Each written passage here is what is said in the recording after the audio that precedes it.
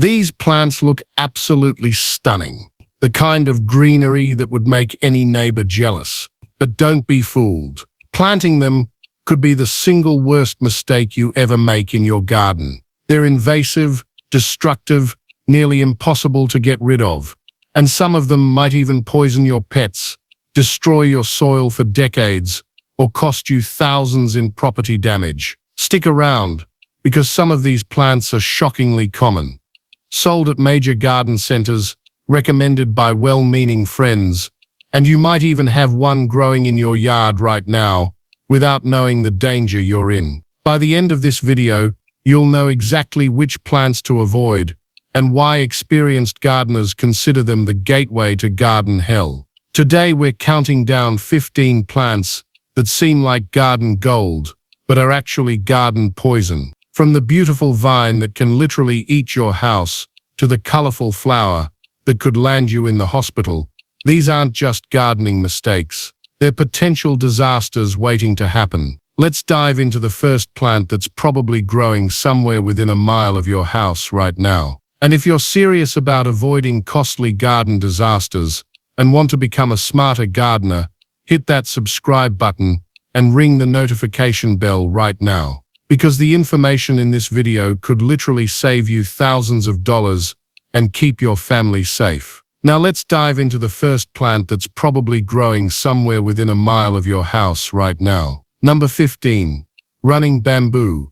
And before you say, but I love the look of bamboo screens, let me explain why this plant has earned the nickname green concretes among landscapers. Running bamboo varieties look like the perfect solution for privacy. They grow fast, look elegant, and create that Zen garden vibe everyone wants. Garden centers sell them as natural fencing and low-maintenance screening. But here's what they don't tell you. Running bamboo spreads through underground rhizomes that can travel up to 20 feet from the original plant in a single season. These rhizomes are so strong they can crack concrete foundations, destroy underground pipes, and push through asphalt driveways. Unlike clumping bamboo that stays put, running varieties are literally unstoppable underground bulldozers. Once established, removal requires heavy machinery, professional help that can cost $10,000 or more.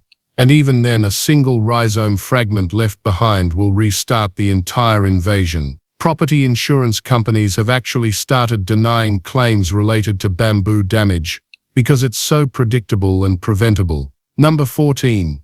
English ivy. That charming ground cover that looks so elegant, climbing brick walls and covering bare soil. If only it knew when to stop. English ivy is marketed as a classic, low-maintenance solution for difficult spots. It thrives in shade, covers ugly areas quickly, and gives that old-world sophisticated look that everyone associates with historic estates. But English ivy doesn't just cover mice, it conquers. It smothers everything underneath it, strangling trees by blocking sunlight and adding dangerous weight to branches. When it climbs buildings, those charming tendrils work like tiny crowbars, gradually separating mortar, weakening brick, and creating entry points for moisture that leads to structural damage, costing tens of thousands to repair. The worst part, it creates perfect hiding spots for rats, snakes, and other pests right against your house. Once established, removal requires years of persistent effort, and even professional removal can damage the surfaces it's attached to. Many homeowners end up needing expensive brick repointing or siding replacement. Number 13.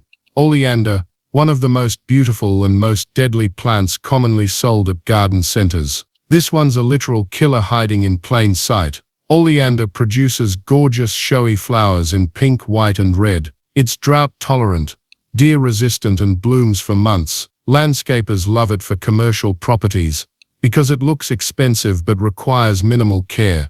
Every single part of oleander contains cardiac glycosides, toxins so potent that a single leaf can kill a horse. Just trimming the plant and touching your face can cause severe irritation. Burning oleander trimmings creates toxic smoke that can hospitalize anyone who inhales it. Even the honey made from oleander flowers is poisonous. Emergency rooms see oleander poisoning cases regularly. children attracted to the pretty flowers, pets chewing branches, adults who didn't wash their hands after gardening. There's no antidote for oleander poisoning, and symptoms can include seizures, coma, and death. The legal liability of growing something this toxic on your property is enormous. Number 12. Giant hogweed. A plant so dangerous that some states have made it illegal to grow, and for good reason. This one can literally blind you. Giant hogweed looks impressive, towering up to 14 feet tall with huge dramatic white flower clusters that look like something from a fairy tale. Some people mistake it for an ornamental plant and even harvest it for dried flower arrangements. The clear sap contains phototoxic compounds that, when combined with sunlight, cause severe chemical burns. We're talking third-degree burns that leave permanent scars. If the sap gets in your eyes, it can cause permanent blindness. Even brushing against the plant in shorts can result in burns so severe they require skin grafts. Hospitals have entire protocols for treating hogweed burns because they're so severe and distinctive. The plant spreads aggressively along waterways and road edges. Many municipalities have dedicated hogweed removal teams because it's considered a public safety hazard. Growing it is illegal in several states with hefty fines. Number 11. Kudzu, known as the vine that ate the South. And that's not an exaggeration. This plant literally consumes entire landscapes. Kudzu was actually introduced as an ornamental plant and later promoted for erosion control. It grows incredibly fast, has attractive leaves, and produces fragrant purple flowers that smell like grape soda. But kudzu can grow up to a foot per day in ideal conditions. It smothers everything: trees, buildings, power lines, entire forests. The weight of kudzu vines can actually topple mature trees, and it creates massive fire hazards by building up layers of dead material. Entire ecosystems disappear under kudzu blankets. The USDA estimates kudzu costs the U.S. economy $500 million annually in lost productivity and control efforts. Once established, it requires persistent herbicide treatment for years. Many properties become completely unusable, and some insurance companies won't cover properties with established kudzu infestations. Number 10.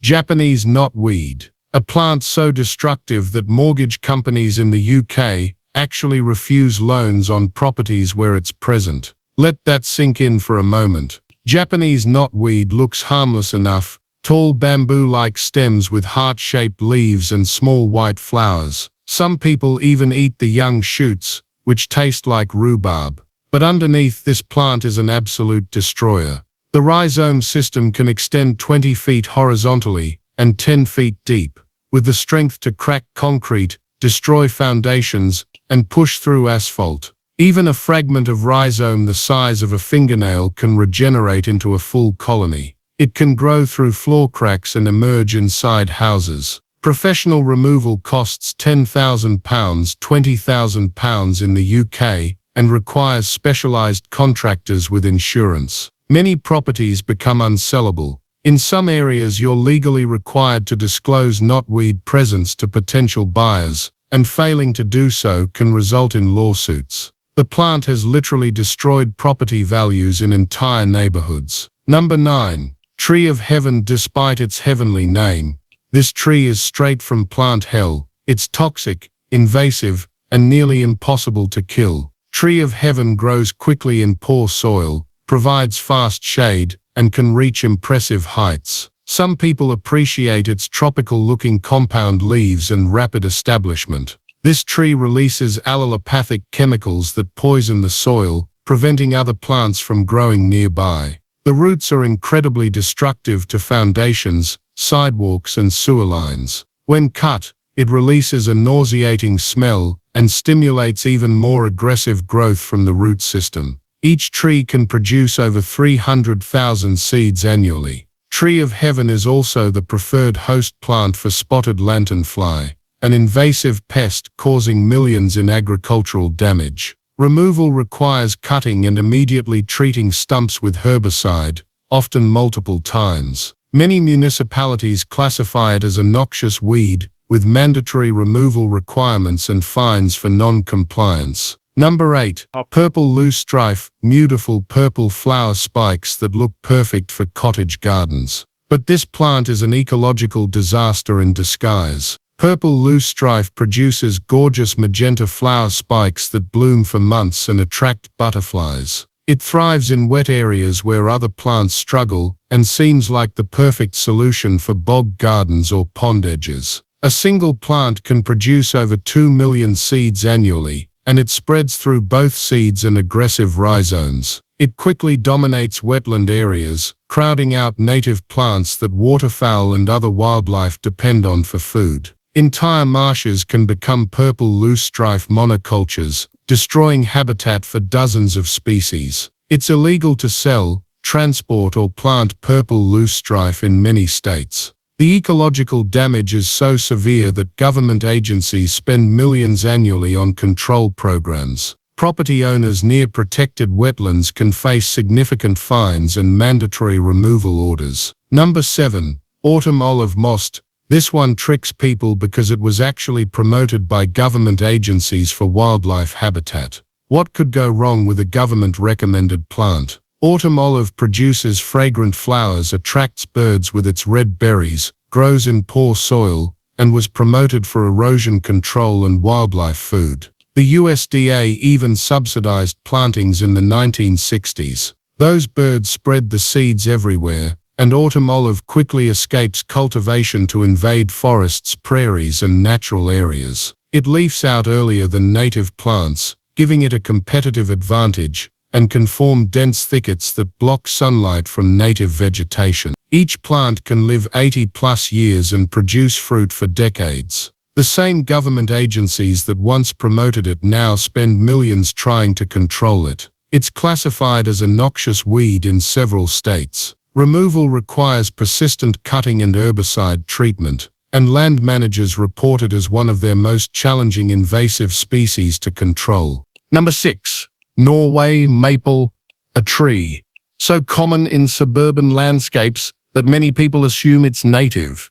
This assumption is costing our forest dearly. Norway maples are beautiful shade trees with dense foliage, brilliant fall color, and tolerance for urban conditions. They're widely planted as street trees and landscape specimens because they grow faster than native maples. But their dense shade prevents anything from growing underneath, including native wildflowers that forest ecosystems depend on. They produce abundant seedlings that invade natural forest areas, gradually replacing native sugar maples and other indigenous trees. The deep shade they cast creates biological deserts underneath. Forest managers consider Norway maple one of the most serious threats to eastern forests. Some cities have stopped planting them, and several states classify them as invasive. Removal of large specimens is expensive, and their prolific seeding means constant management